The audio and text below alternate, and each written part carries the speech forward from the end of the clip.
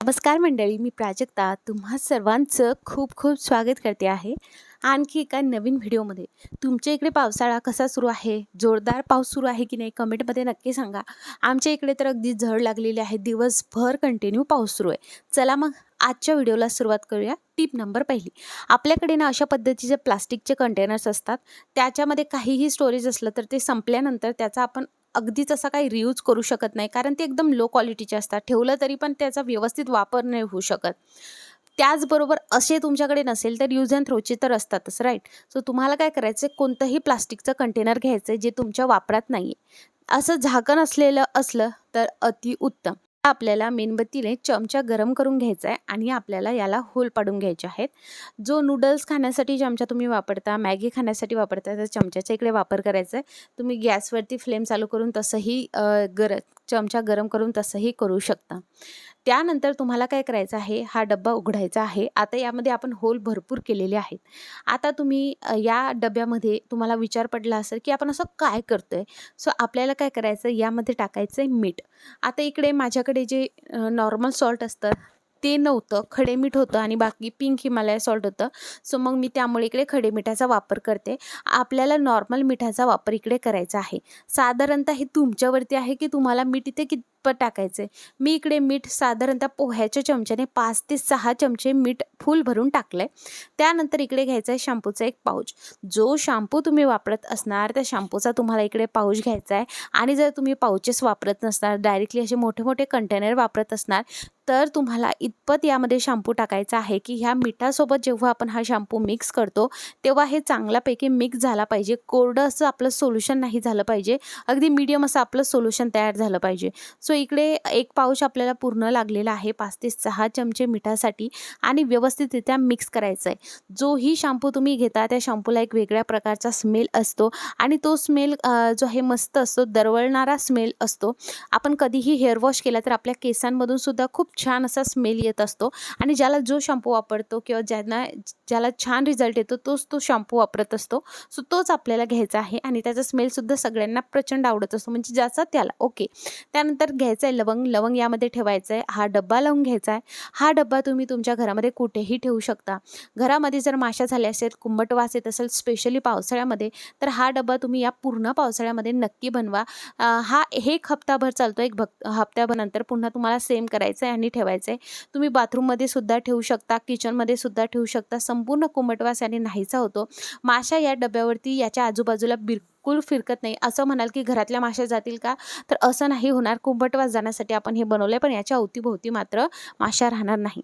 Tip number दुसरी, पावसाळा सुरू झालाय, अगदी तुम्हाला वाटलं की थोडं जरी ऊन पडलं तर त्या उन्हाचा लगेच लाभ घ्यायचा आणि लगेच आपल्या घरातील जे काही धान्य आहे ते लगेच उन्हात ठेवायचं. अहो, अगदी 10 मिनटं जरी त्याला ऊन भेटलं ना तर पुरेसं होऊन जातं. आता तर आमच्या इकडे झडच लागली आहे, पण मागे थोडंसं ऊन पडलं, सो मी त्या उन्हाचा अगदी व्यवस्थितरित्या उपयोग करून घेतला आहे. शेंगदाणे नेमकाच मी किराणा भरला होता, सो शेंगदाणे वगैरे सगळं काही मी अशा पद्धतीने उन्हामध्ये ठेवलं आणि त्याला चांगलं 1 ते 2 तास मस्त असं ऊन लागलं. शेंगदाणेसुद्धा त्याला बुरशी लागते पावसाळ्यामध्ये, सो शेंगदाण्याला सुद्धा ऊन दिलेलं आहे. सो ऊन पडलं तर पटकन त्याचा लाभ घ्यायचा. चला नंतरची टिप बघूयात. तुम्ही जर लोखंडी तवा हा वापरत असणार, स्पेशली आपण पोळ्यासाठी वापरतो किंवा भाकरीसाठी वापरतो, तर काय होतं ना, ह्या लोखंडी तव्याला घासणीने घासायचं म्हटलं ना तर हा व्यवस्थित निघत नाही. ॲज कम्पेअर आपण नॉनस्टिक तवा घेतला तो व्यवस्थित त्या घासणीने निघतो आणि खरबट जरी घासणी आपण घेतली किंवा हार्ड स्क्रबर जरी घेतलं तरीसुद्धा लोखंडी तवा निघत नाही. त्याला एक विशिष्ट प्रकारचा दगड मिळतो, एक तर तो लागतो. पण पहिल्या काळात काय व्हायचं ना, म्हणजे पहिले जेव्हा आम्ही लहान होतो तेव्हा आई ना अशी छोटीशी वीट ठेवायची आणि त्याने हे घासायचं. वीटने खूप छान पद्धतीने लोखंडाचा तवा निघतो. आता माझ्याकडे दिवा होता, तो दिवा फुटलाच होता, तर चला म्हटलं त्याचाच वापर आपण लोखंडी तवा साफ करण्यासाठी करूयात. सो तुमच्याकडेही असं काय असेल तर काय करायचं, दिव्याचा चुरा करायचा, थोडासा त्यावर पाणी टाकून घासणी घेऊन हा व्यवस्थित घासायचा. जो काही खरबड असा चुरा झालेला आहे दिवाचा, त्याने ना पूर्ण लोखंडी तवा व्यवस्थितरित्या साफ होता आणि क्लीन निघतो. इकडे बघा मी तुम्हाला धुवून दाखवते आहे. खूप छान पद्धतीने लोखंडाचा तवा साफ झालेला आहे. तुमच्याकडे जर लोखंडी तवा घासण्यासाठी बिलकुल तो दगड असतो तो नसेल ना, तर वीटचा वापर करा, त्याने खूप छान पद्धतीने निघतो. वीट चोपडी झाली तर वीट बदलून टाकायची. चला नंतरची टिप बघूयात. पावसाळा म्हटलं तर माशीच्या काड्यामध्ये सुद्धा ओलसरपणा येतो आणि माशीची काडी जेव्हा आपण लावायला जातो ना, तर ती बिलकुल लागत नाही. मग अशा वेळेस आपल्याला पावसाळ्यामध्ये फक्त एक खबरदारी घ्यायची आहे आणि जेणेकरून तुमची माचीसच्या काड्या हा ओलसर होणार नाही. सो काय करायचं चला मी तुम्हाला सांगते. तुम्हाला काय करायचं आहे, जेव्हाही तुम्ही नवीन माचीची काडी काढणार असाल तर त्यामध्ये ना थोडंसं तुम्हाला तांदूळ टाकून ठेवायचे आहेत. जर यामध्ये काही ओलसरपणा आला तर तो ओलसरपणा हा तांदूळ शोषून घेईल. सो अशा पद्धतीने तुम्ही प्रत्येक माचीसच्या काडीमध्ये हे घालून ठेवू शकता. या पावसाळ्यामध्ये माचीसच्या काड्यांना बिलकुल ओलसरपणा येणार नाही. सो ही टिप नक्की आजमावून बघा. खूप पावसाळ्यामध्ये मॉइश्चर असतं, सो त्यामुळे तुम्ही अशा पद्धतीने नक्की आजमावून बघा.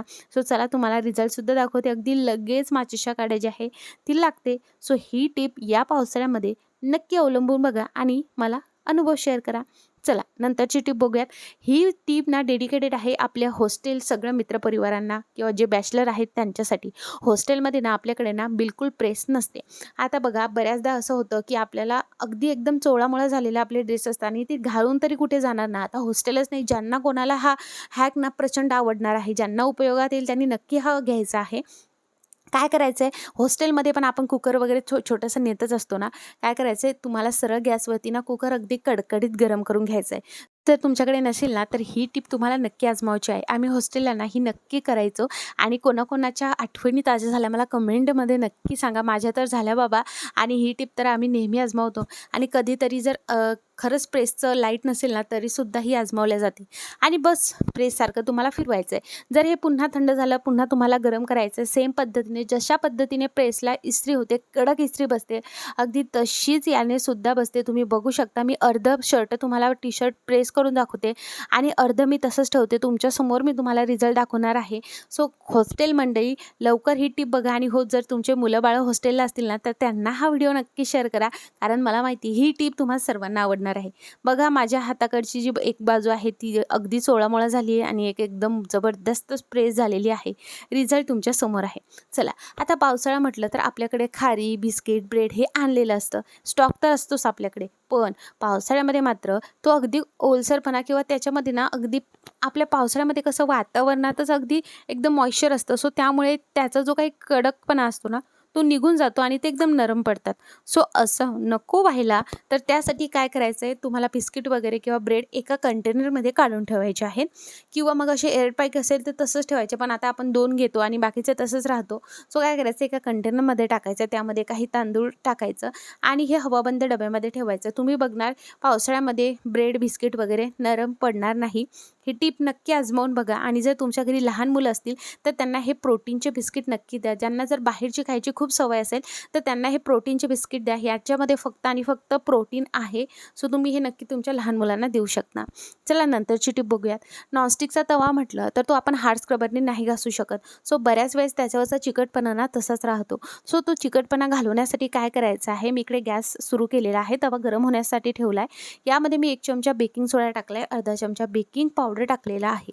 आता आपल्याला यामध्ये अजून टाकायचं आहे थोडंसं 1 चमचाभर मीठ. इकडे तुम्ही बघू शकता मीठ अगदी आपल्याला जेही आपण इन्ग्रेडियंट्स यामध्ये घालतोय ते अगदी पसरवून घालायचं आहे.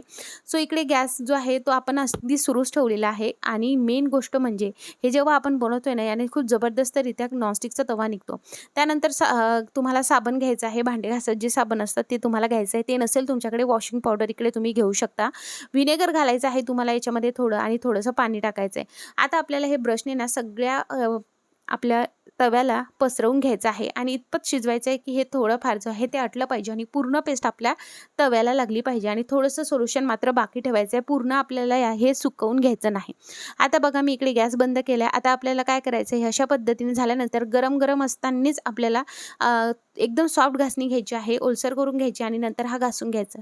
याच्यावरचा चिकटपणा, काळसरपणा सगळा निघून जातो, म्हणजे जो थर असतो ना तो निघून जातो आणि खूप छान पद्धतीने आपला तवा क्लीन होतो. तुम्ही बघू शकता पूर्ण चिकटपणा गेलेला आहे. ह्या सर्व टिप तुम्हाला कशा वाटल्या कमेंटमध्ये नक्की सांगा. व्हिडिओ आवडला असेल लाईक करा, चॅनलला सबस्क्राईब करा, बेल आयकॉन नक्की ऑल करा आणि हो मंडळी, हा व्हिडिओ बघितल्याबद्दल खूप खूप आभार.